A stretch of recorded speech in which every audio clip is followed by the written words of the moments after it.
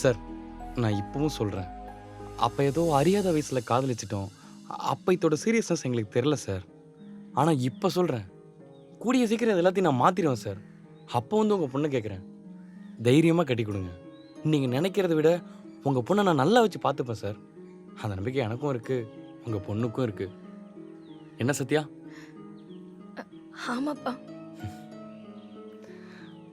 Sir, ஒருவேளை உங்களுக்கு இப்போவும் நம்பிக்கை வரலன்னா, உங்கள் பொண்ணை யாருக்கு கட்டி கொடுத்தா நல்லா இருப்பான்னு தோணுதோ அவங்களுக்கே கட்டி கொடுத்துருங்க சார். மாப்பிள எதுக்கு இப்ப அவசரப்படுற? அண்ணே, என்னண்ணா இப்படி யோசிச்சுட்டு இருக்க? நம்ம பொண்ணுக்கு என்ன மாப்பிள்ளையா இல்ல? இந்த பையன் போயிட்டா கொஞ்ச நாள் அழுவா, அதுக்கப்புறம் வேற மாப்பிள்ளைய பார்த்து கல்யாணம் பண்ணி வச்சா சந்தோஷமா இருப்பா. எப்ப பாரு யோசிச்சுட்டே இருக்க வேண்டியது. நீ கொஞ்சம் பேசாம இரு. இந்த பாருங்க தம்பி, நீங்க சொன்ன மாதிரியே டைம் எடுத்துக்கோங்க. ம். ஆனா எவ்வளவு சீக்கிரம் முடியுமோ அவ்வளவு சீக்கிரம் வாங்க. சரி. சரியா? அண்ணே, இவ்வளவு தூரம் நான் சொல்லிக்கிட்டு இருக்கேன். மல்லிகா, என்னோட பொண்ணுக்கு என்ன செய்யணும்னு எனக்கு தெரியும். அதை கொஞ்சம் புரிஞ்சு நடந்துக்க. புரியுதா? புரியுது புரியுது. புரிஞ்சா சரி.